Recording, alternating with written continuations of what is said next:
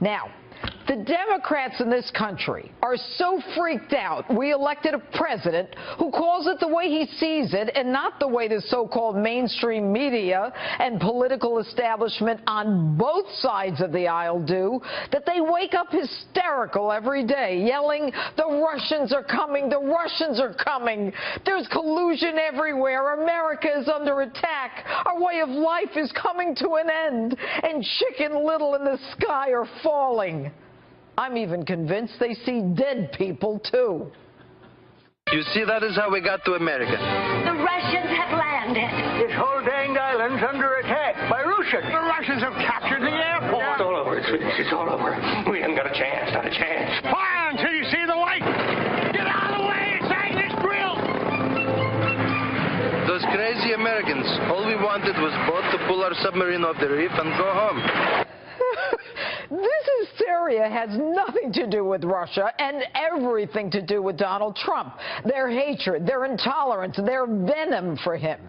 And if it doesn't stop, the Democrats, and the Democrats alone, will be responsible for the demise of a workable and effective government of the people. We simply cannot go 4 more years with Russia, Russia, Russia, gotcha, gotcha, gotcha. And good old Nancy Pelosi right there in the thick of it. After these latest revelations, it's becoming clear we have suffered a desecration of our democracy not seen since Watergate. A desecration of our democracy. Say what? So Donald Trump Jr., a political neophyte, gets an email from a friend saying he has information that would incriminate Hillary and her dealings with Russia that would be useful to his then candidate father running for president. He has the meeting less than 20 minutes, and the discussion ends up on rescinding the ban on Russian adoptions. Nothing beneficial to the campaign comes out. But now the hue and cry, indict him for treason, for collusion, for campaign finance violations. Now, I got news for you. There is no law that says a campaign cannot accept information from a foreign government.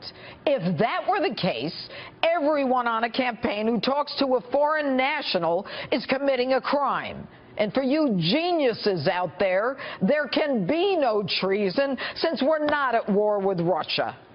And by the way, the DNC and Hillary colluded with the Ukrainians to get information on Trump at the same time. And real covert operatives who understand meddling in other countries' elections say this is not how Russia would meddle in the election. That's not how it's done. Let's be clear. The Russians are masters at this kind of thing. They know exactly what they're doing. And no, it would be done in the dead of night, and you wouldn't see any evidence of it. It would not happen in the middle of a Senate office building in broad daylight. So now Donald Jr. is at fault for agreeing to meet someone to get opposition research. Now, as someone who's run for office 5 times, if the devil called me and said he wanted to set up a meeting to give me opposition research on my opponent, I'd be on the first trolley to hell to get it. And any politician who tells you otherwise is a bald-faced liar. So why the frenzy? Right after Hillary lost the election, Barack Obama imposes sanctions on Russia for hacking the DNC. Now, we all knew that Obama knew all along what Russia was up to, but he did nothing because he and the idiot pollsters predicted Hillary would win. So he felt no need to jeopardize his great relationship with Russia. That's what I said. Obama's great relationship with Russia. It was Obama in 2009 who gave the reset button to make nice with Russia.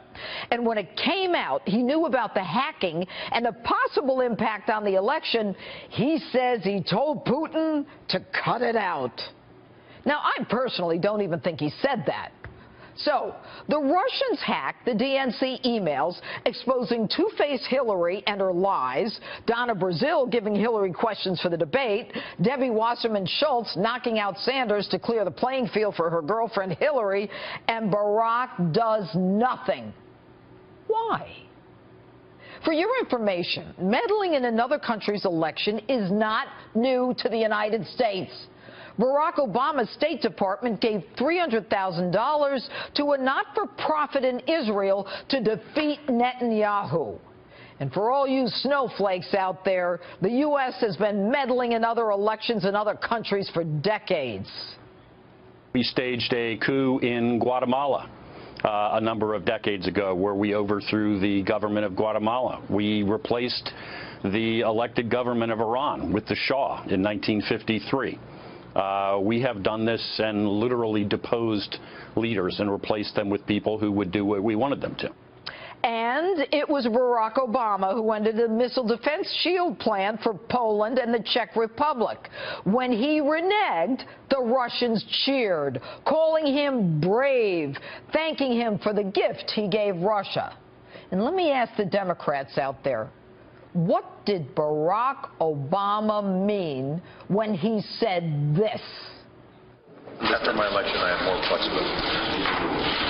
I understand. I transmit this information to let you know. You remember that hot mic moment? What message was Obama sending to Vladimir that he didn't want us, the American people, to know about? What was he willing to do for Putin that was so dangerous that it could have risked his losing the election? You tell me. And consider this. After drawing a red line in the sand, should Assad use chemical weapons on his people in Syria, Obama wimps out like a wuss and he does nothing. Think that one through. Obama then puts Putin in charge of overseeing the elimination of chemical weapons just used against the people in Syria. It tells you Putin puts pressure on Obama to let him, Putin, handle the situation for his friend and ally Assad. And we put the fox in charge of the hen house and clearly failed since chemical weapon elimination deadlines were missed repeatedly. So, folks, it's Barack Obama who's pals with Putin. He watched like a wuss as Russia invaded and annexed Ukraine and the Crimean Peninsula in 2014. And just to bring you up to date, it was his Department of Justice that let in the Russian lawyer Veselnitskaya without a visa and let her in under extraordinary circumstances, allowing her to then sit in the front row of a congressional hearing. And it was under Barack Obama that 20% of our uranium was sold to Putin with a $145 million kickback to the Clinton Foundation, that organized criminal enterprise that was a money laundering operation, and a $500,000 speech fee paid to Bill Clinton by a Kremlin-connected company. So I, for one, am sick and tired of Russia, Russia, Russia. Put up or shut up. And a message to those Republicans in Congress. You did nothing when the Democrats assaulted our democracy with Fast and Furious, the sales of weapons to the Mexican cartels, the Clinton Foundation, the sale of our uranium to Russia, Susan Rice lying about Benghazi. I want Loretta Lynch, Susan Rice, Hillary Clinton, and the rest of that gang under oath. So why don't you Republicans start supporting President Trump, face down this Russian nonsense, and start working for us, the American people? That includes health care. Otherwise, you're no better to us than the Democrats. And that's my open. Tell me what you think on my Facebook page or Twitter, #Judge Jeanine.